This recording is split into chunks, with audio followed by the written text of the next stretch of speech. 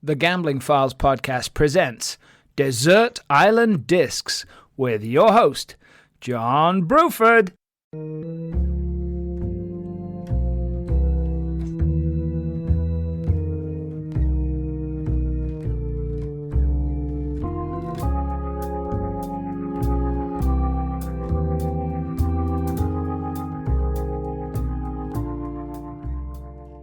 Hello and welcome to The Gambling Files podcast presents Desert Island Discs.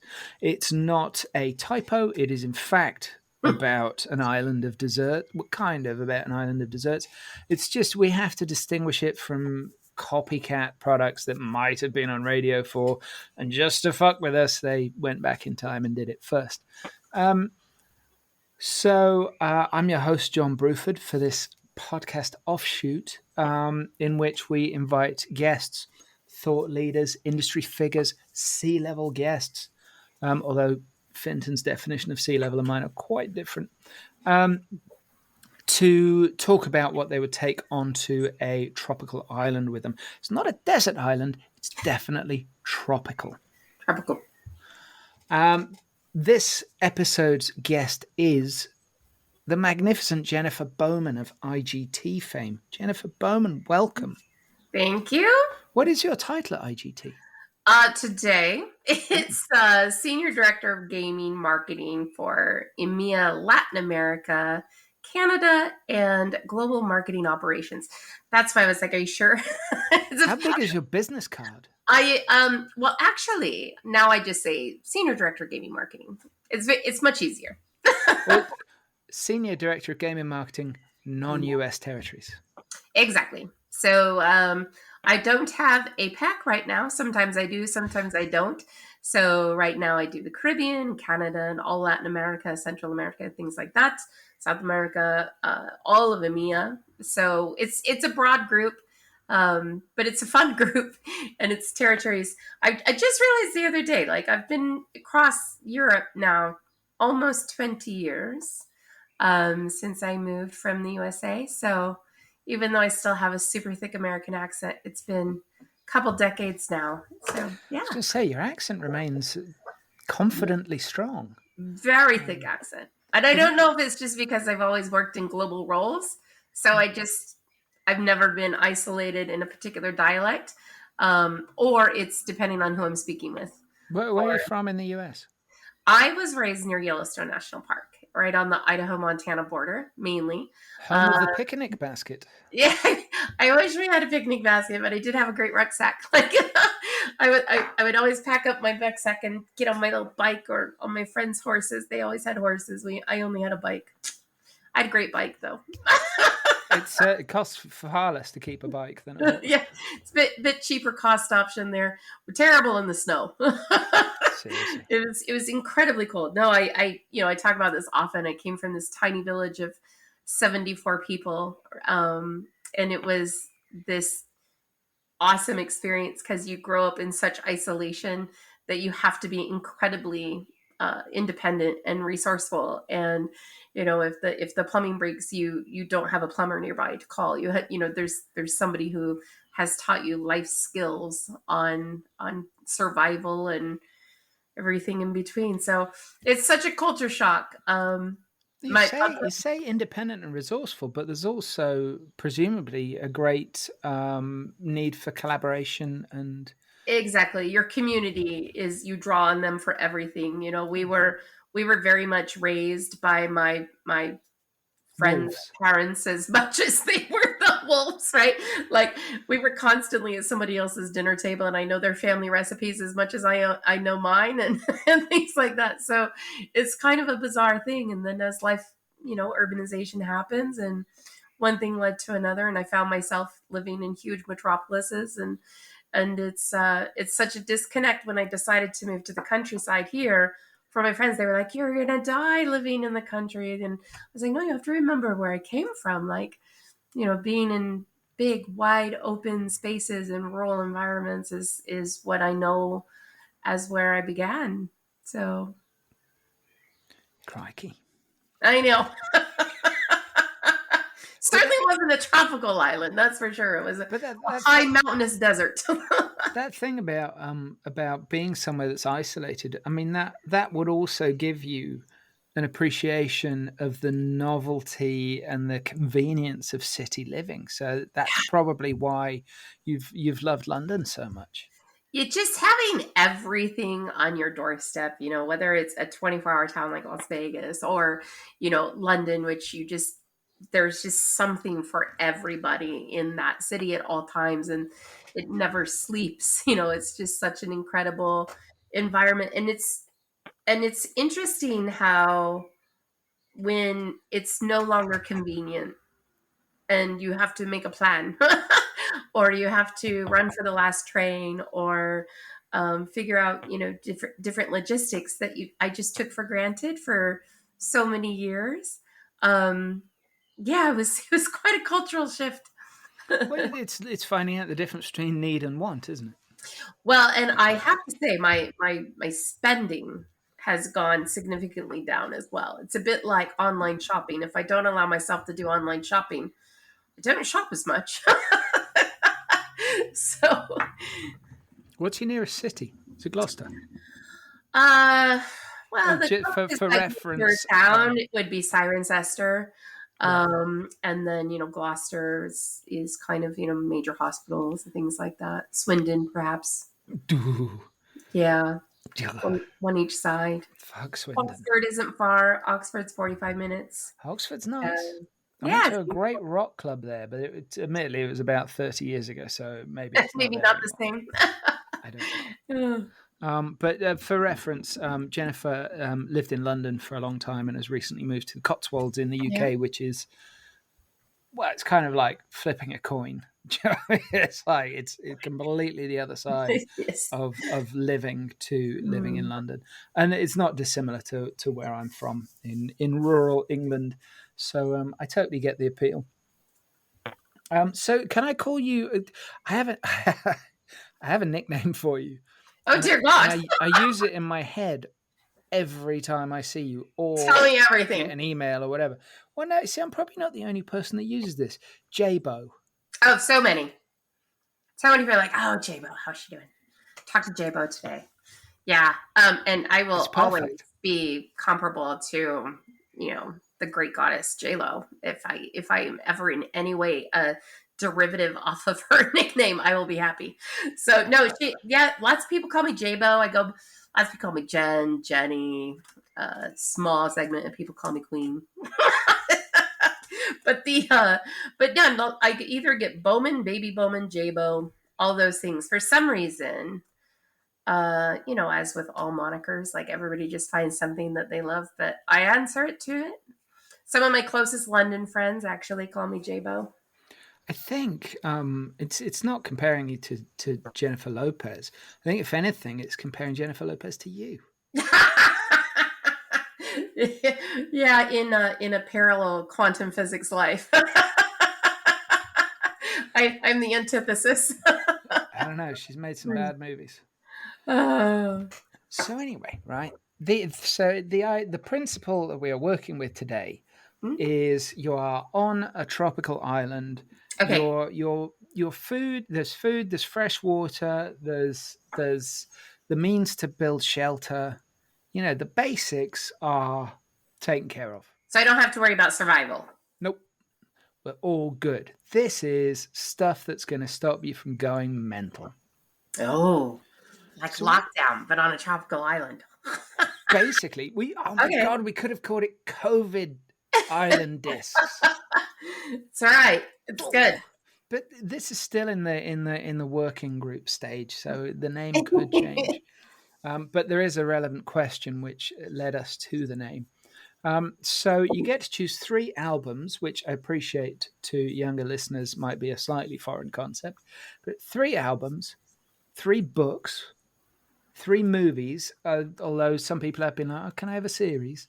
You could have a box set or something in there, I suppose. 1 song, which is ideally not on the albums. The example I Okay. always use for this is somebody might choose Eye of the Tiger, but nobody is going to choose a fucking album by Survivor. Fair enough. 1 pet, Okay. 1 object, Mm. one dessert, and one piece of advice to give your younger self, and you choose when to give it to yourself. Okay. I mean, that would change if I'm going to stay on the tropical island or if this is like a brief visit. So, It's up to all you. right. Where do we begin? Let's start with the albums. Okay. Full albums, only 3. Okay, I'm gonna read, very telling of my age here. This is gonna be good. So, probably like Pink's greatest hits. I would take that. I think that she's just amazing for every mood. I would take Stevie Nicks' greatest hits. Is there Stevie Nicks' greatest hits? Oh yeah, came out in the 90s and it's glorious. 90s, maybe early 2000. Yeah, no, 90s. I mean, you could swap that with like a Fleetwood Mac greatest hits, but if I had to choose between them, I would be like Stevie Nicks. And third one, gosh,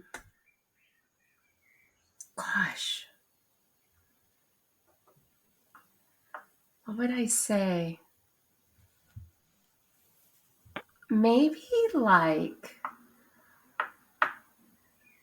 if you have to listen to the whole album all the time, that's the problem, right?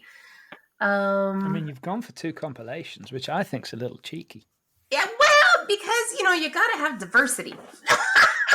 So now I think I should pick a soundtrack because you get so many artists all on one thing. So I'm going to go with Pretty in Pink soundtrack. Wow. Yeah. But I wasn't expecting that. Okay, so to just go back a little step here, I'm just wondering about the relevance of these artists and this music. Yeah. Like what? Why is this special to you? So what is it? I mean, so like the first 2, like I have theme songs in life, right? And my theme song, my whole life for like 20 years was Gypsy by Fleetwood Mac. I love that song. And it just, and Stevie Nicks has this incredible, soulful badassery about her music that connects with people live and in an album. And it just resonated with me for life. And I thought, right, here we go. It's actually, when you accidentally pick like email addresses and things that you didn't realize were going to follow you for life, or Instagram handles. So it's part of my Instagram handle is Gypsy because of this song and this relevance and things like that. But so definitely Stevie Nicks, just because she just draws from a place and has a talent and a scrutiny of, that I just wouldn't even be able to understand. And then Pink, I was in Amsterdam when one of her albums, I was living in Amsterdam for 7 years, and one of her albums came out, and this is when I had like CD player in my SUV, and I was driving to work, and I only had 3 CDs in my car. I had Usher and Pink and some other silly thing in there. And I just remember I was always switching between this Usher CD and this Pink CD. And there was a song from Pink on this album, and it's called "'Cause I Can." And it's just this bold, ridiculous, rock and roll, popish kind of like, I don't care what you think of me. I'm going to be as loud and as ridiculous and crazy and vibrant and live my life out loud as I can. And it literally goes back to her chorus of "'Cause I Can." And it was at a time in my life when I just thought, yes, be ridiculous, be your most outlandish, crazy, do what you want to kind of person be. And it talks about the success that she built and silencing critics and things like that. So that's driving that. And then, you know, as I see Pink perform live, as I see Stevie Nicks perform live, I'm inspired by the power of connecting with very charismatic people, and how entertainment can just make you feel like something bigger, like you're part of something bigger than you are. And it's why I love doing live events. You feel a sense of why you're there that day, and you got to experience something that day. I mean, I was in the Hyde Park audience that did the Bohemian Rhapsody singing to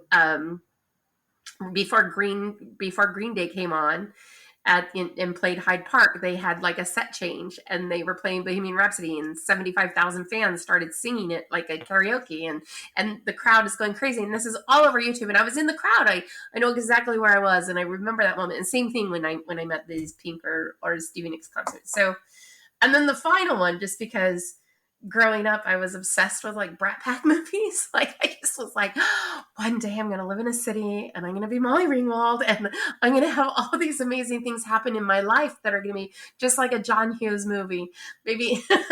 and everything's going to be fine. And it's okay to be kooky. And so I loved this Pretty in Pink soundtrack because it was like nothing anyone listened to where I grew up. You know, I grew up in staunch country and western music, which I actually thought about, do I pick something like that, because it's a part of my history and where I grow, and what makes me feel comforted. But I used to play that album all the time, and from Psychedelic Furs all the way to OMD, and it was just this great album. And I mean, when I hear it now as an adult, I'm transported to a time when I was like, this is a great album, versus like today. It is a great album.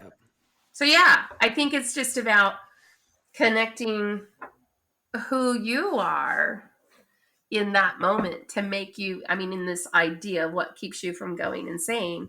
Would I dance around in a bikini on a beach on a tropical island to any of these albums? Yes. Would I build my own hut when fire screaming these songs? Yes. Would I also be like, oh my God, how am I going to get off this island? And yes. Well, maybe I'll just put this album on again.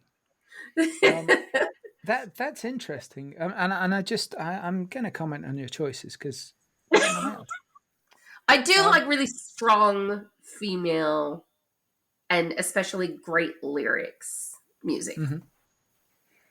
Yeah, my favorite lyric ever was in fact written by a woman. I know, okay. It's shocking to me as well. Chrissy Hind, actually. Don't get me wrong, if I split like light refracted. That line just blows my mind. I love it. But anyway, I love Pink, and I don't know a lot of her music, but I love Pink as an individual. Yeah. And her, I think as a role model, and I've said this to my daughter, like I think as a role model, I'm not sure there is anybody better for young girls and young women. Yeah. Because of the unapologetic way that she approaches everything. Bold, authentic. But understanding, you know, she's not perfect. She has frailties. She has this, that, the other. But she's accepting of herself, and also as a live performer, she looks, what I've seen, she looks fucking incredible. It's amazing. But like Stevie Nicks, like I don't know why, but Fleetwood Mac and Stevie Nicks, they just, I've never had a connection with them, and I don't know why. Yeah, mine came late in life. Well, I should say they weren't popular when I started liking them. It was before the revival that they had in the late 90s. And I think it was a bridge album that I could identify with, something that the older generation, like my parents and aunties and things, would be listening to.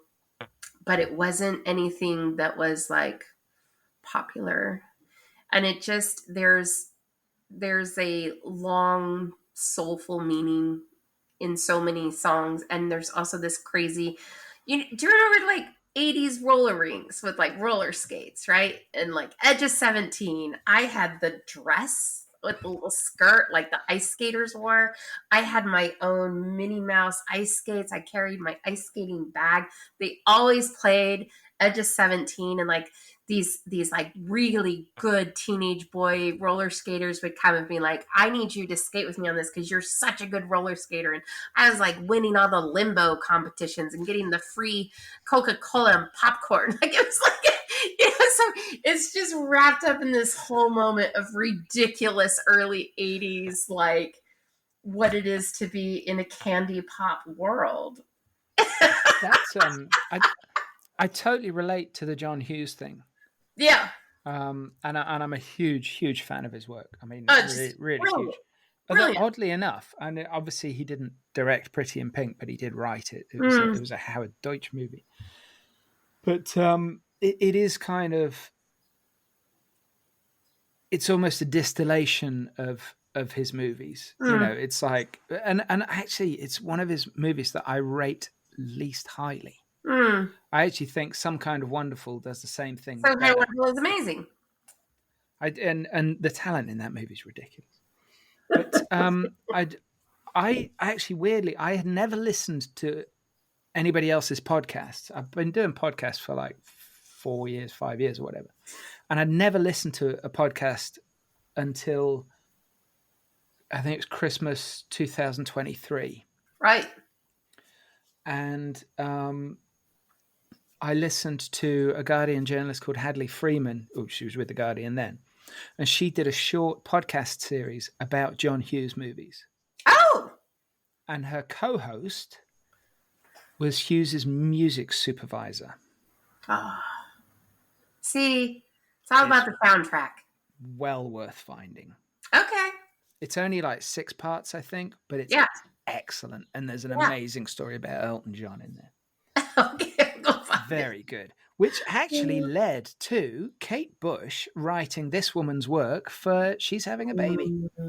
What a song that is. But interesting choices there. I mean, you've got 3 compilations. I can't argue against compilations, though, because why wouldn't you? Only get 3, so I'm about optimizing value. Yeah.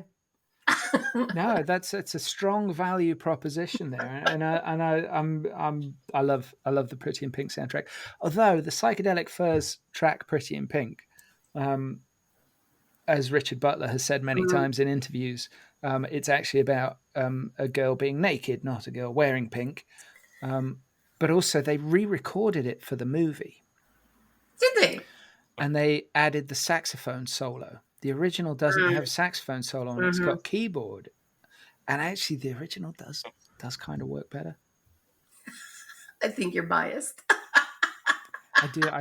Quite You're like purist. Psychedelic Furs. I do.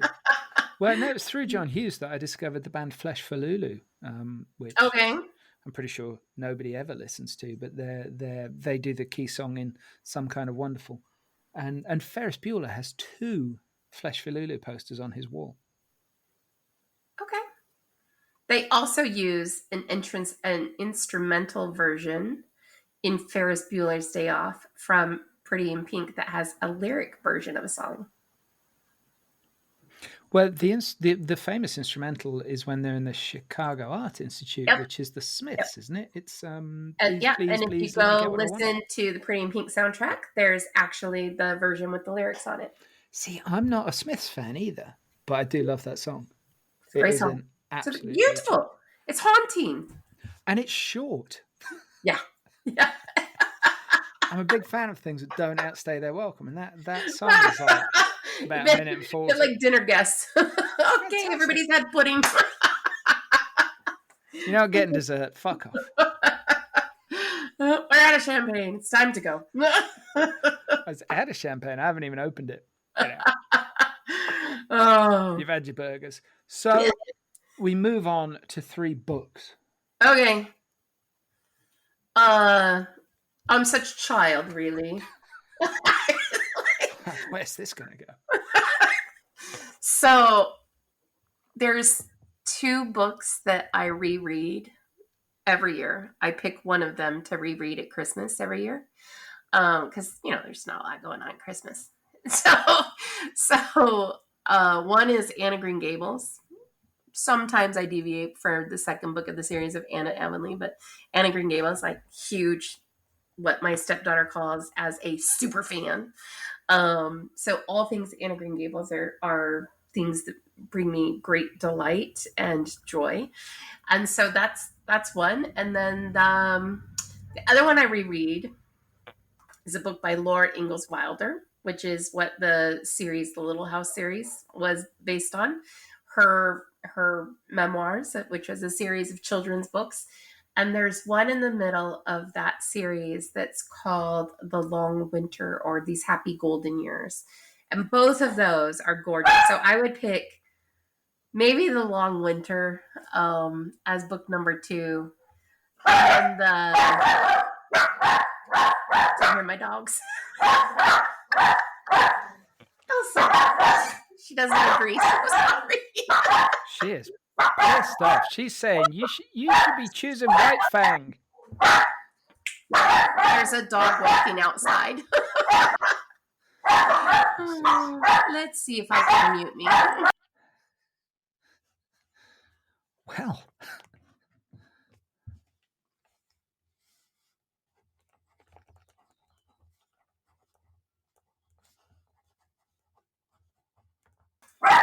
I have 3 dogs. So, we also live on a tourist street that as soon as a tourist walks by, then they go crazy. it's okay. I'll shut the blinds. 1 second.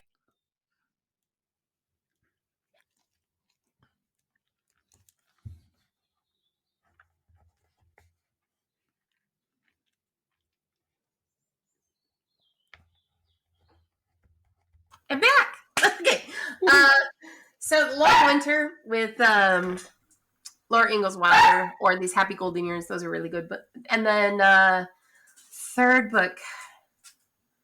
Now I haven't reread this, but I think about it often, and I've given it as a gift. Like, it's American Psycho, isn't it? 15. No, it's a recent book called Daisy Jones and the Six, and they made a television limited series out of it as well, and played by Elvis's granddaughter.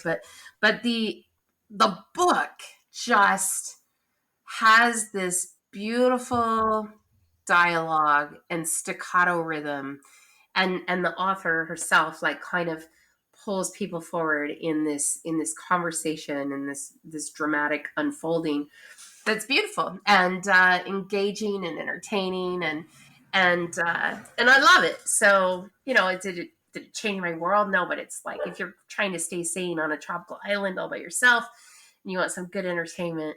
Funnily enough, I should actually talk to a therapist about this. Maybe funnily enough, like the character in Daisy Jones and the Six, I kept thinking about Stevie Nicks, so maybe that's why I liked her. Oh no, that she was the inspiration, wasn't she? Yeah, I think she's a very kind of Stevie Nicks-esque, kind of. I read an interview with Stevie Nicks fairly recently, and she's just remarkably sanguine, and her shit is very together.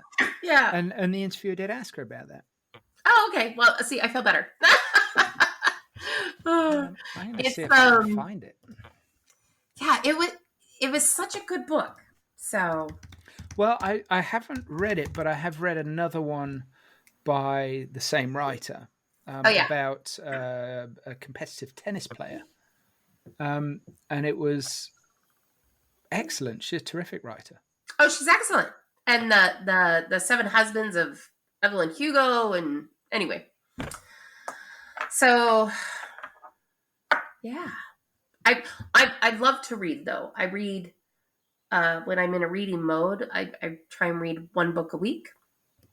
And I think that's the downside of moving from London. London is such a literary city. You get on the tube and everybody's reading. It's wonderful. And so I was reading constantly, whether it was on my phone or paperback or whatever I had at hand. And I don't read as much now that I'm in the countryside, which you would think I would have more time to while away with a book, but the dogs. That's the thing. There's less to do in the countryside, but you certainly find ways to fill your day. There's a lot of things that have to get done around the house that you don't have to worry about in London. Walking dogs and picking up shit, mostly, I would have thought. I'm lucky. I have a large dog, and so if he does a crap and I can't find it, I just look on Google Earth. I'm glad yours is in real time. You can see where your pizza delivery is. See where dog shit is. Interesting choice. So is there an element of that sort of reminders of childhood and the comfort of childhood? So. And so my obsession with Anna Green Gables, here's this, emotionally precarious upstart and just, full of creativity and ideas and can't stop herself from talking and can't stop herself from getting into predicaments and just has this unbelievable thirst for what's imaginable. And that's it just resonates with generations after generations of people. And I think about that character and the words on the page so often in my life. When I'm walking through a forest and I see a particular scene, I hear the words from the pages jump out at me. When I see, a field full of blossoming trees, I'm like, oh, the white way of delight, or, I'll say, oh, there's just so much scope for the imagination here. And so there's just little quotes that you carry and I find comforting, but not comforting for this sense of an idyllic kind of childhood. I mean, here's an orphan who, went to farmers and it's a very, you have to work really hard in that life, but also in this sense of you can be anything you want to be. And it encouraged women to get educated, it encouraged girls to be precocious and not just be the pretty one. And it encouraged this idea of a heroine that was imperfect and inspiring. And so I find her inspiring, this character inspiring and hilarious, like very, very funny. She's over dramatic. She's Should I just be grateful you didn't choose Pippi Longstocking? As a child, I probably would have. I mean, who doesn't want a flying boat and red pigtails? But there is a theme here. It's female strength and all strong female characters. What's the word I'm looking for? It's female strength and competence. Yeah, just unbelievable ability to create in necessity and brilliantly. Right? Cope and survive. Because I mean, there's survival. Laura Ingalls Wilder stories are some of that shit's hard. Yeah, like it's really. It's not all Michael fucking Landon. How do you survive, right? As a pioneer, how do you survive from nothing? What happens when all of your resources are low or depleted? And how do you stay true to your own character and make something out of that? And that's a theme of my entire personal life, right? Like, how do you take what you have and optimize that and make something incredible and like glittery and something you want to be a part of? I guess glittery is maybe a strange thing to talk about. Glittery's perfect. They probably didn't have a lot of glitter, but But I mean, you saying glittery. Do you want to go back and choose one of the Twilight novels? No, can't do anything scary. Can't do murder mysteries. Can't do zombies, vampires. I have such an overactive imagination. Like everything in my world is like rainbows and glitter and cotton candy and like, no nightmares. Although I love a good spy movie. But they're built on tension. Yeah. And I don't know. I like the odds of me getting murdered are probably very small, but like I can't watch like a murder documentary.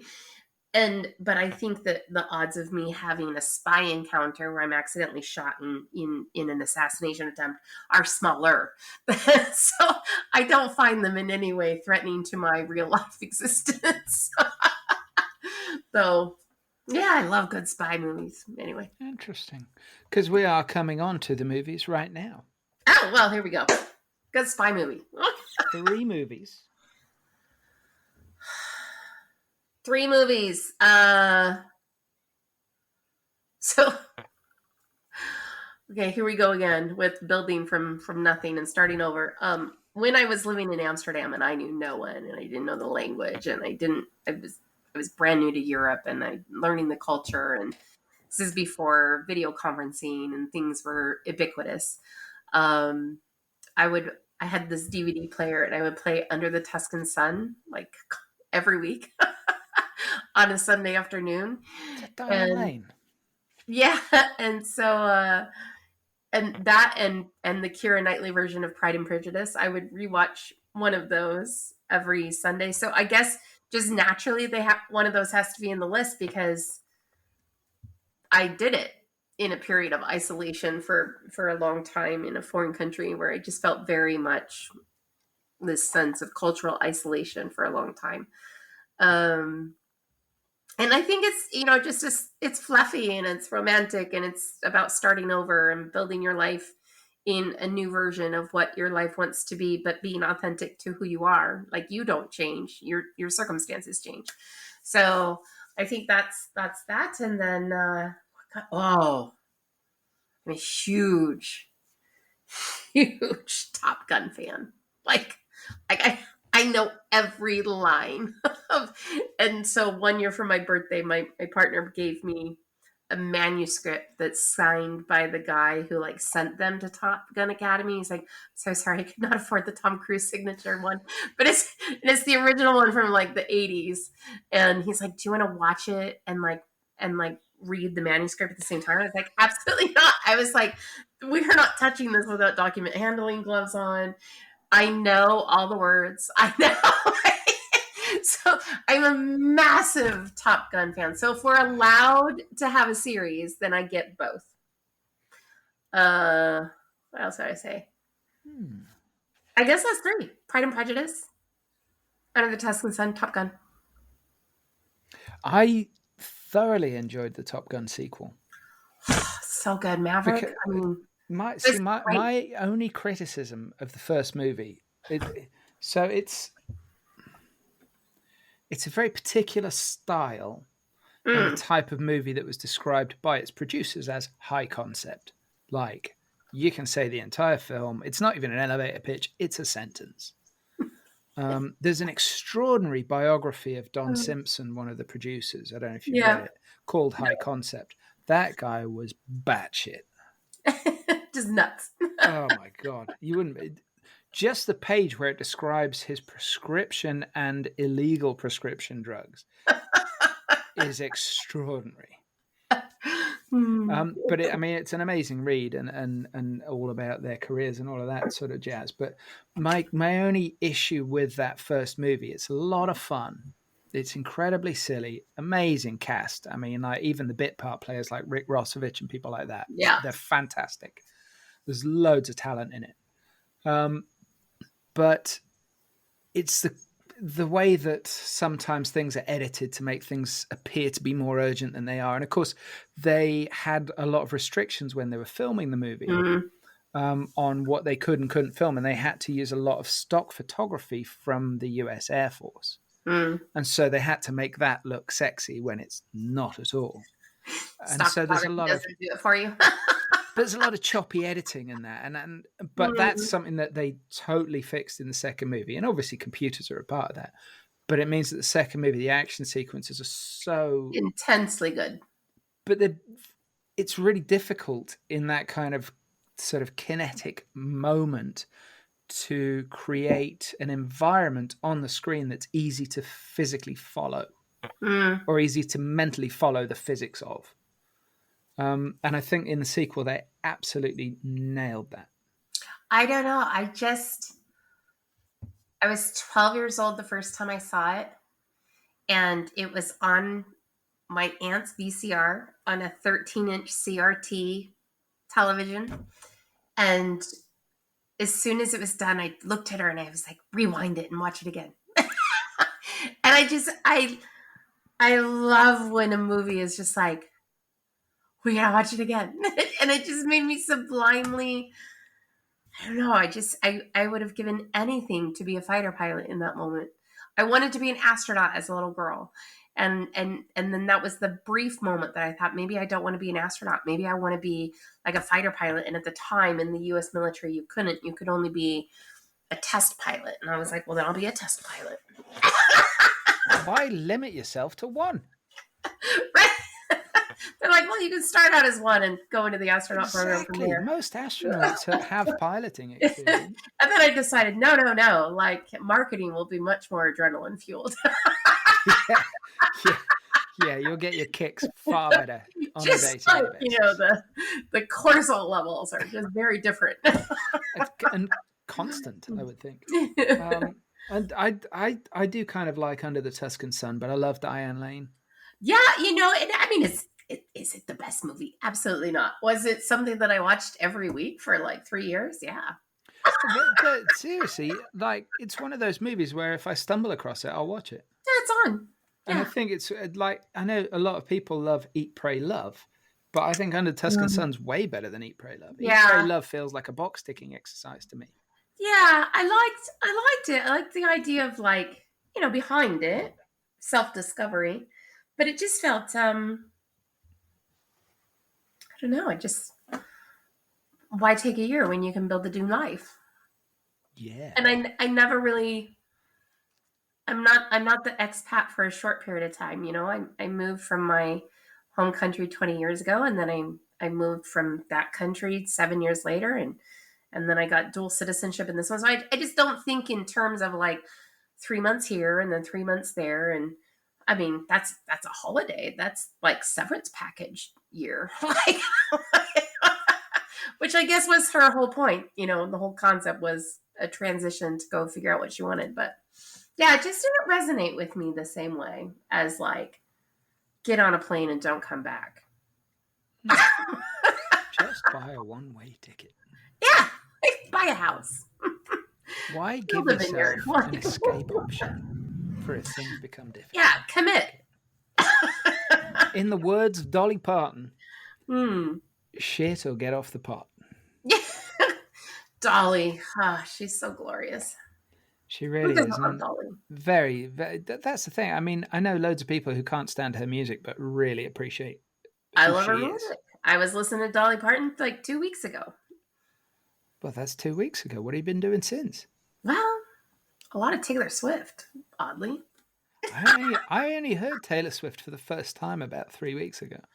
Yeah, I became an accidental Swiftie, but she fits right in alignment with all the other ones I love. Great lyrics. Oh man, but lyrics. The reclamation of her work by re-recording it, that is it's how it all began. I hear this story, I'm like, oh yeah, I'm downloading. I download. Next thing you know, Spotify thinks I only like Taylor Swift. And so it only plays on, you know, like their shuffle algorithm, and it only throws in Taylor Swift for me. And anyway, yeah, so now I'm a firm Swiftie, I guess. But I mean, she's amazing, so I'm okay with it. Well, I've still only heard 2 songs. They're probably great. I can't remember what they are, but they weren't awful. I remember that much. Yeah, exactly. But that does take us nicely on to, you now get to choose one song, which is not to be on any of the albums. The Kiss from the Last of the Mohicans soundtrack by I think it's Trevor Jones composed it. It's a, you know, modern classical movie. I find it beautiful. I listen to it a lot in my head, and I have ever since I saw the movie decades and decades ago. So, like, I mean, the album is good. The whole album is good. There's like 3 particular songs that are just masterful arrangements. But if I had to pick one that would be on repeat, I would say The Kiss from the Last Mohican soundtrack. I enjoy classical music. I'm by no means an aficionado or an expert or but I think it's part of who I am in so many parts of my life. It's part of my soundtrack, I guess. Whether it's that time I sat at a ballet, or I was at an opera, or I built an event that had a string section behind, or what I wanted life to be, or just driving down the road, and those moments where you have to be inspired or take stock or find comfort or anything and above. I turn a lot to classical music in a strange way. No, I fully agree. I listen to loads of classical. Yeah. And for it's some reason, that arrangement, I just find it the scene in the film, which is nothing like the book. The scene in the film is a time of rest in chaos, and just all this chaos and hope and inspiration, and when you find hope in chaos, and a moment of rest in that scenario, it's such a powerful scene. I have a playlist that I've put together on Spotify, which is just instrumental stuff, but it's all sorts of instrumental stuff. So there's like some post rock, there's Yeah. classical, there's some odd bits of funk, because it turns out ESG did a couple of instrumentals, and all sorts of odd shit. But there's a surprising amount of little snippets of movies in there, because so often they are encapsulating a journey really beautifully. And yeah, I totally get where you're coming from. In fact, if I were doing this show, Yeah. like one of my 3 albums would definitely be classical. Okay. Yeah, I But don't. it could be seen as a cheat because it's 8.5 hours long. Requiem. No, I tell you, if you haven't heard it, it's this dude called Max Richter. Okay. And he put an album together which is based on the different frequencies of the human brain during an 8-hour sleep. Oh, I'd love to sleep for 8 hours. It's fucking amazing. But they perform it live overnight in an auditorium with cots for the audience. Okay. That combines 2 of my favorite things. I get to sleep, I get to be social, and I have classical music. But if I go with the right person, possibly 3 of my favorite things. But it's an unbelievably beautiful album. There's a melancholy to it, but I do like. That's what I find in a cello. When I hear a cello, I don't know why, but I think of like whale song, and I just think there's this mournful, beautiful, soulful thing in a cello. Don't. So I remember. So once upon a time, I went to HMV in Oxford Street, right, which is a fucking massive record shop. And I was with my friend Mara, right, and Mara had just released her first album, right? Okay. Lady called Mara Carlisle. She does the music that we use on the Gambling Files podcast. She's a fucking genius, in my opinion. And so we go in there, right? And we go and check out her album on the shelves because it is beautiful. But also, I was in there to get a copy of Hot Buttered Soul by Isaac Hayes. Right, so I'm looking. They haven't got Hot Buttered Soul. I mean, you call yourself a record shop? And somehow I managed to walk out with the EMI Masters recording of Pablo Casals doing Bach's Suites for Cello and Violoncello. It was a serendipitous trade. God, what an album that is! And what I love is I got the CD, And Casals did his recording in like the 1930s or whatever. And it's definitive. And so when they did the CD, they just recorded the album. They just recorded it off the vinyl. And so the CD starts with the crackle and With the hiss. crackling instead of being remastered. It's beautiful. Do It's love a good just the crackle. warmest sound. We have a phonograph in our house. Oh, and nice. I love it when we play. It's so loud. Is it like a proper, like with the trumpet on it? It's a box one where the bass is the speaker. Okay, yeah. So the turntable is at the top, and then you open up the door, and anyway. And you can't turn it up too loud because the record will skip. Right, there's no volume. Well, that's something. Yeah, the crackle. Anyway. But I'm with you on the cello thing. To a tropical island, by the way. I would not ruin it. I actually filled out a dating app thing, and I put on it cello playing weightlifters to the front of the queue, please. and weirdly, there weren't any. It's a very specific niche market you were looking for. Yeah, but you got to aim high. And I did end up going out with a cello player for like 8 months. She never played it for me though, so she's out of here. That was she's not coming on my tropical island. Take your cello and stick it. No cello, no cellos for you. No. Now you get to choose one pet. Choose which one? Pet. Now, as somebody with 3 dogs, this might be difficult. Plus, you've got presumably childhood pets. You can't choose your bike, though. So is it like a pet that I've had, or is it like... It could be a pet somebody else has had that you just really liked. Can it just be like any pet? Like if I could have the perfect pet?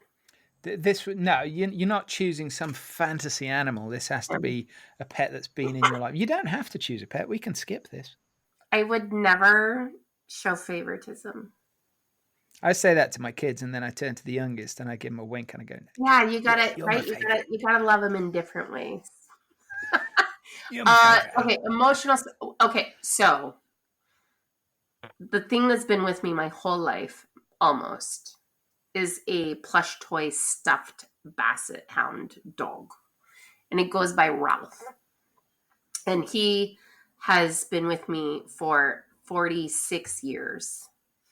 And I'd have to take Ralph. Because I'm going nowhere without Ralph.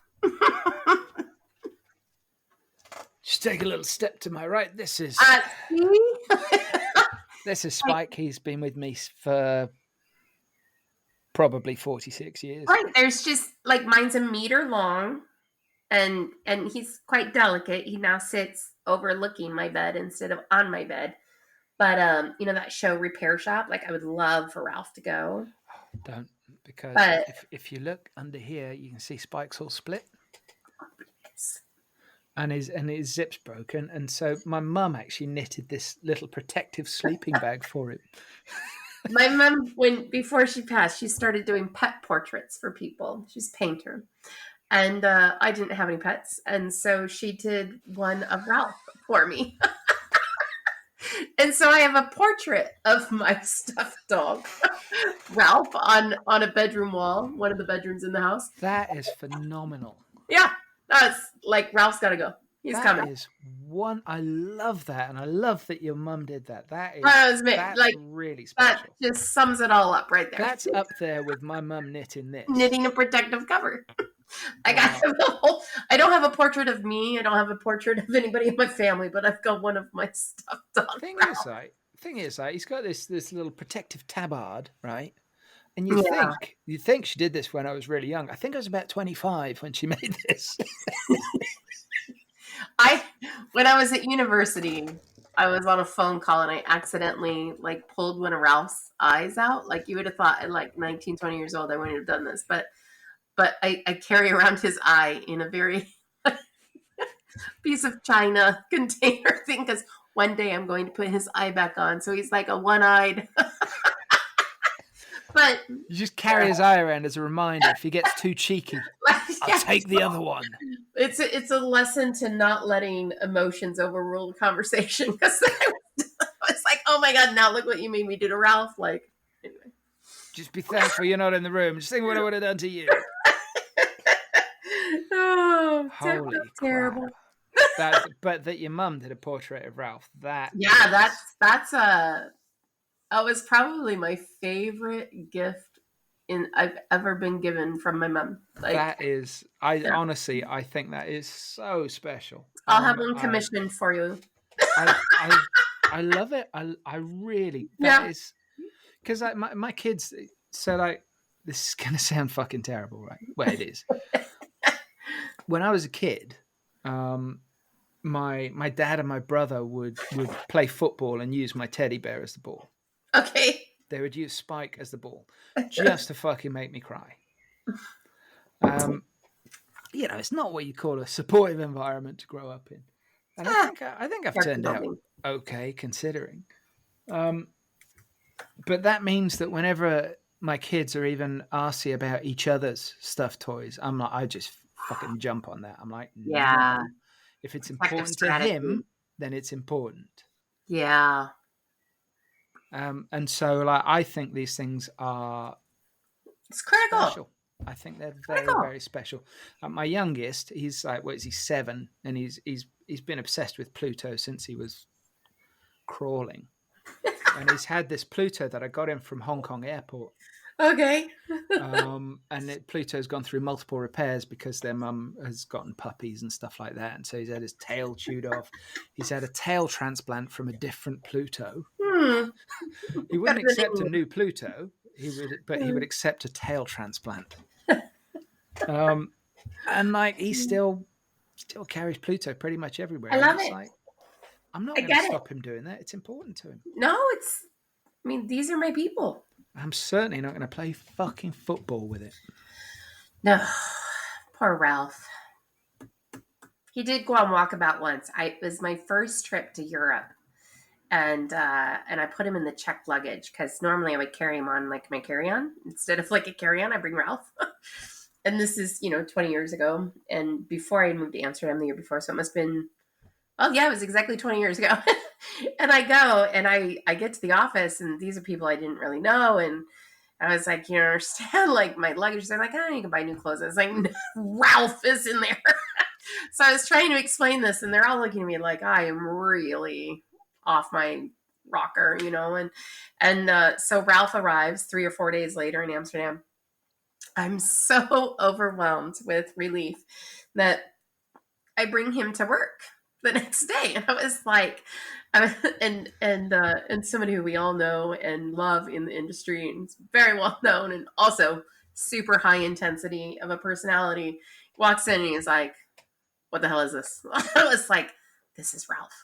And he was like, you literally had a stuffed dog in your bag and you brought this from America to go for a week. I was like, no, he goes everywhere with me. Like Ralph and I are a team. And so that was, and I was so proud. And then later on he came in and he wrapped him with like a nice scarf and he had a little toque on his head. He was given a little blanket for his journey. And so then everybody kind of rallied around this and it was brilliant. and so, but that was Ralph's last road trip. And thank God, because I travel now like 1,000 times more than I did then. And I was always raised, well-traveled, going between parents and things. But yeah, I would be devastated if something happened to Ralph. Seriously, people are like, which child would you grab first in the event of a fire? And I'd be like, child? Oh no, the fire list, right? It's like passport, stack of cash, Ralph. like these are then my pets. I'm gonna have to have 6 things. Yeah, I might grab the cat. I would definitely go pets. That's an amazing choice for your pet. That's quality. But that does make this quite interesting. Now you can have one object. Oh, I think you should take the portrait of Ralph. Now I'm gonna have to say sunglasses because, like, it's a tropical island. And so it's either going to have to be chapstick, but I know me, I wouldn't be able to ration it. Oh, And let's assume it's a limitless supply. okay. Because I think chapstick would be mine as well. Yeah, it's either going to be chapsticks or sunglasses. And I'm going to go with sunglasses because what if it's like a windy day and there's like sand or you want to see, and what if you want to see if there's like help on the horizon? See any like polarized glasses. I wish that they would make a cherry chapstick that wasn't dark. Because I can't use a cherry one because people are like, you wearing fucking lipstick? I'm like, no. Yeah, it is. It does. But smell my mouth. It's delicious. Yeah, love chapstick. But also, it gives me the opportunity to say things like, hang on a sec, I've got one on my desk here somewhere. There it is. I like to say, I like to rub some chapstick around my mouth. Statements one would not say often. Luckily, nobody's listening. Okay. Chapstick's key to life. Sorry? So I'm just going to pretend that I can make my own chapstick out of the unlimited amount of food you gave me. There's like coconut oil there. There's going to be other things I can make chapstick out of. So yeah, I think we can reasonably assume that your skin. So I'm going to go, yeah, definitely sunglasses. What if you got a migraine and then you're stuck in the sun and you can't see? Fuck. What if you had a hangover? Some people do overthink this.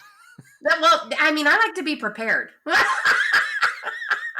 So I think it would ward off migraines. I could see into the sea. Like, what if there's a sandstorm?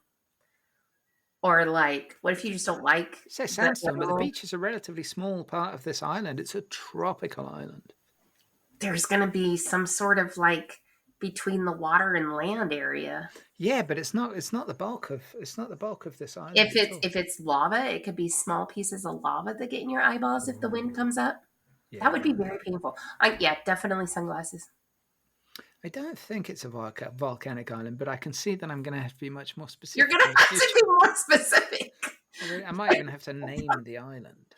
I mean, if it's tropical, that's a lot. It could be a desert tropical island. It could be a jungle island. Like, all places that I would still want sunglasses on. No, I think sunglasses are a very good shout because it's practical and luxurious. Yeah, it would feel comforting, wouldn't it? Because you could be like, okay, so, I'm stuck on this island with fucking Pink's greatest hits, but I look good. I look amazing. And people look 50% more attractive with sunglasses on. Do they? Well, I think they would. Like, think about it. On the days when you're like, oh, please don't take my picture. But if you have sunglasses on, you're like, yeah, take the picture. I'm a bit weird about sunglasses. Really? I don't own any because I wear glasses, but I recognize people. I got any on the table, but they're in the other room, so I can't help you. I recognize people by their eyes. Well, yeah, but you're alone on the tropical island. Yeah, but I have this kind of antipathy towards. No, this way you could just be laying there reading your book, listening to Pink, and be like, "But I look good."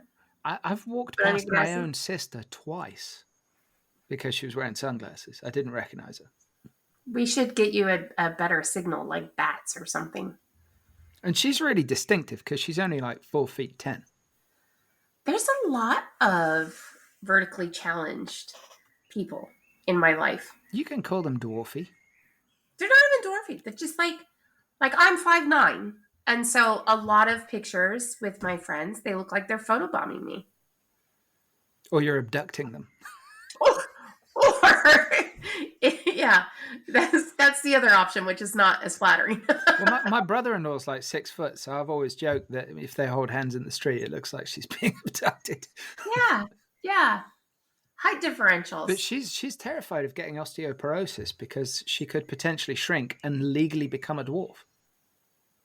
I don't think that would terrify me. I think it would if you were 4'10". My grandmothers were 4'10" and 4'11", or 4'11" and 5 foot. Anyway, come from a long line of being 5'9". Yeah. My father is tall. Even so. Yeah. I have my sister is short. My mother is short. Both of my grandparents and my great grandmother, all very short women. Wow. My sister insists that she's average, but comparison. How tall is your sister? 5'4"-ish. That's fairly Yeah. standard for a woman, I think. Yeah. Anyway, she's not on my island. Put my sunglasses back on.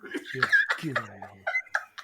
Okay, so we're coming to key choices now. Okay. One dessert. Oh, strawberry shortcake. With No like hesitation. really no.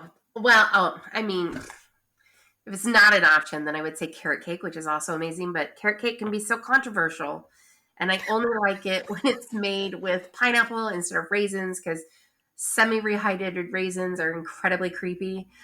But and then the other thing about carrot cake is it has to have perfect cream cheese, like icing.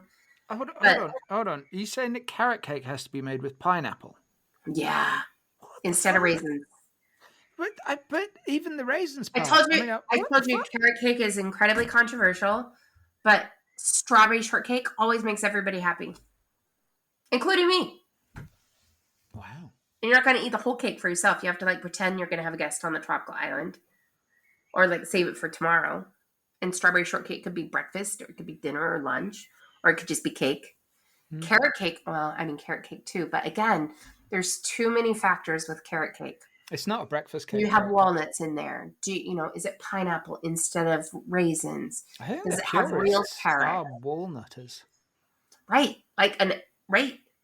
And then but the cream cheese frosting has to be the right level and has to be chilled but moist and not dry. There's just too many there's too much to control. And what if there's ants on this island? And then, carrot cake, you can't tell if there's an ant. Is that an ant, a weevil, or a piece of the spice? But shortcake, you could tell. Tell if you're accidentally ingesting some additional protein. I mean, I think the insects on the island are averse to desserts. I think I wouldn't be. If I was a little bug, I would be straight up in that chantilly cream. Yeah, but strawberry. it's actually quite a nice environment we're in, and we don't want to be messing with your choice of dessert. Strawberry shortcake. Wow. I love strawberry shortcake. It's just happy. I don't know anybody who eats strawberry shortcake and it's oh, I'm still sad.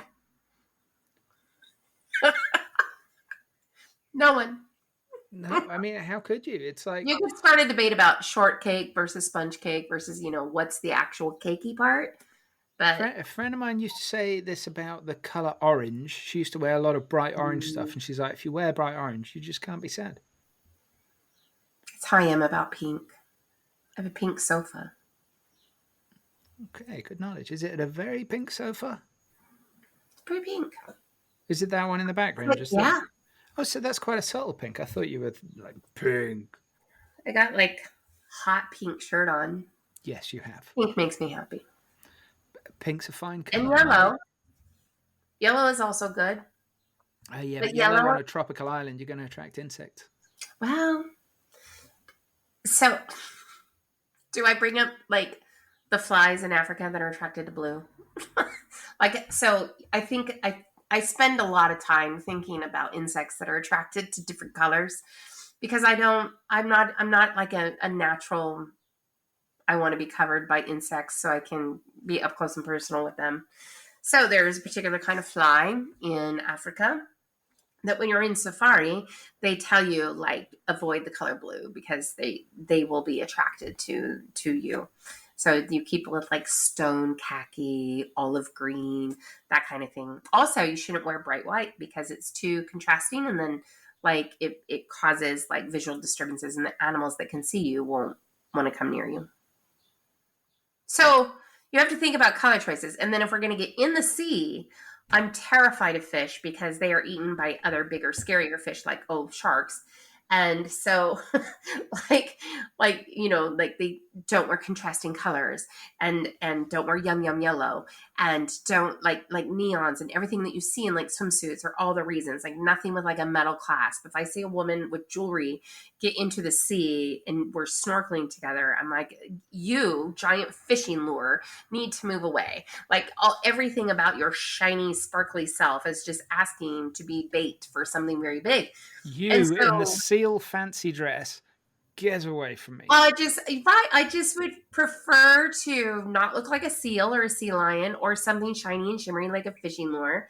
And so, like, my favorite suit I ever had was like white with green palms, and like I'm super pale, and I just kind of looked like a weird floating colony of seaweed. And nobody wants to go and be like, let's go check out the seaweed today, right? Yeah. And so, yeah. Apart from a basking shark, maybe. I don't really know how we got on this topic, but I went straight into don't wear contrasting colors on this island. Because what if you have to go swimming? It's become very technical. Well, I mean, I was raised with survival skills. You got to think about like worst case scenario and then build from there. I can't help wondering what it is that attracts those flies to blue, though. There's got to be an evolutionary reason for it. Yeah, I think it's something to do with water in like the desert areas, and it's something with like their eyesight and assuming that it's like a watering thing. So and I can, it's like a testy fly or something, but it's anyway, it's something I do not want to have, and it's something that like bites you or something. And I just thought, okay, I don't need any of this. So I wore a lot of green. I don't even like green, but I love Africa. Good knowledge. I'm going to go upstairs and burn half my wardrobe. Okay, we are with this. This is the denouement. This is the climax of the piece.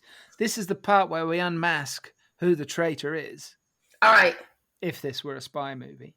Okay. By the way, speaking of spy things, have you seen Slow Horses on Apple Plus TV? I started it, but it was a bit slow. I mean, I know it's on the tin, but we watched season 1. It took us a really long time to get through it. This is where you're going to say, and there were no horses. Yeah, also true.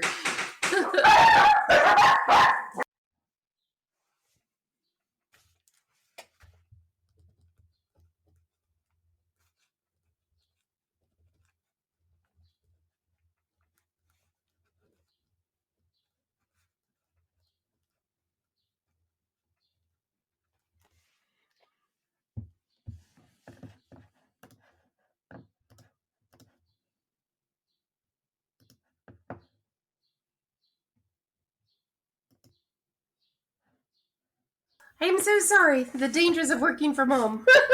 It's okay. I work from home too. And it's, always interesting. Entertaining.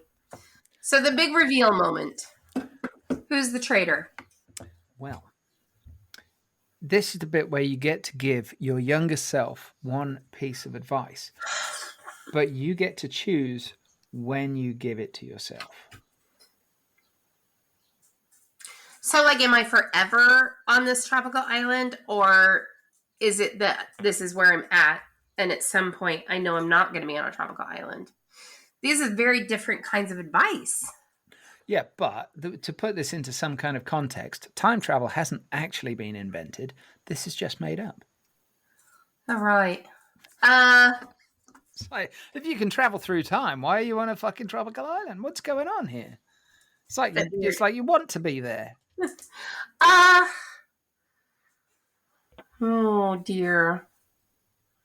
So, assuming that this tropical island is a respite from like reality that I might have to deal with, or another parallel universe in time travel that I'm jumping between space time continuums here.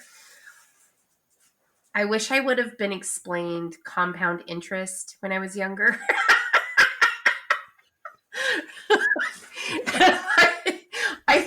I spent an extraordinary amount of time in my 40s thinking about compound interest, and not necessarily that it changes my behavior to good, not evil, but like I do, like, I would have told, I mean, when I was too young, you're just trying to have enough money to make a sandwich, but like I would say maybe around like 31, 32, I would give myself a nice long chat about the power of compound interest.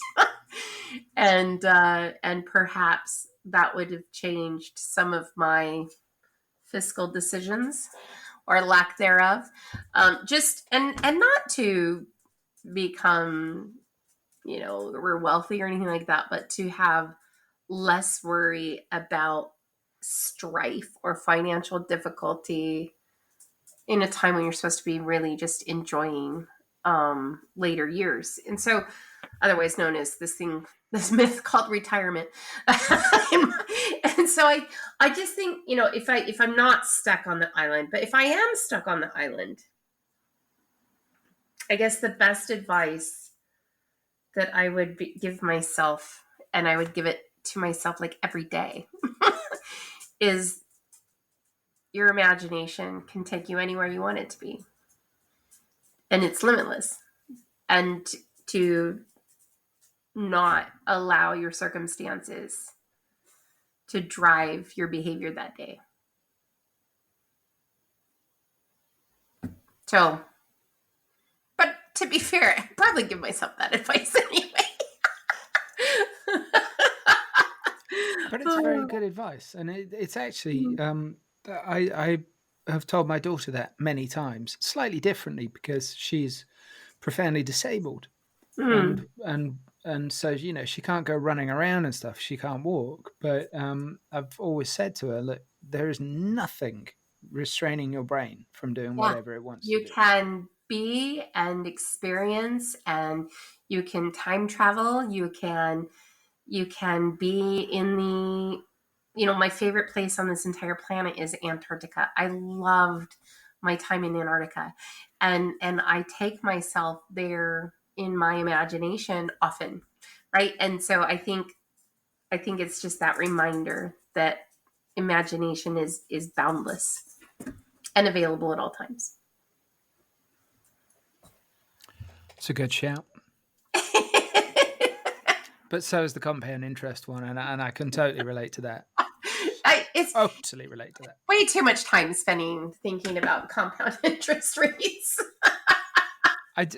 Maybe if it was me, I'd go back to my sort of, 18, 17-year-old self and say, you don't have to drink everything you earn. It's not a challenge. Yeah. I remember at one point I was just so not excited, but I felt liberated in a way when I had enough spending power to not care about the price of things.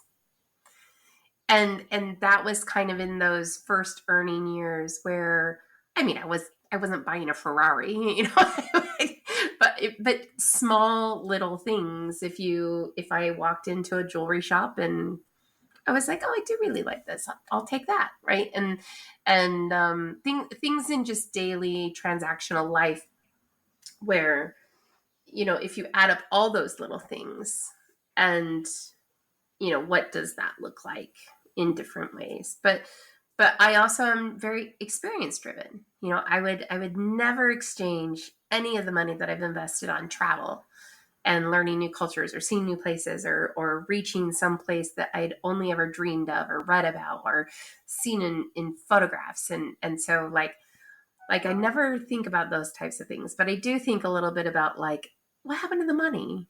Like, what did I spend it on? Because it certainly isn't, I value art. I value jewelry. I keep those things. So that's what I buy when I travel to said places. I value experiences. But do I value that I had that one particular item from that one shop that, or did I need all those things? No. So I wish I would have known like how a tiny little bit of savings actually changes your life at 70 years old for a tiny little thing that happened when you were 30. Yeah. I can totally relate to that. I'm a little older than you, but I am also having those thoughts and thinking, well, fuck, retirement is not happening for me. Right. Yeah. It's just, and if it is, then what does that look like? how do you keep yourself from going insane? How do you keep yourself from being utterly and totally disconnected from society? Well, I'm stockpiling books now because I just gave you 3. I know that when I retire, I'm not going to be able to You're gonna be sitting there reading buy Laura any. Ingalls Wilder. You're gonna be like, "This is a good book. Jen Bowman was right." Who knew Anne of Green Gables would speak to me so succinctly?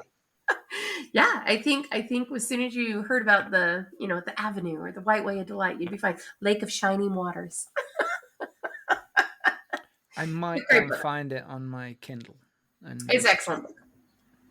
I've got this like stockpile of stuff on my Kindle, so it's like if I have to go somewhere at short notice, stick the Kindle in the work backpack and the laptop and the passport, and there we go.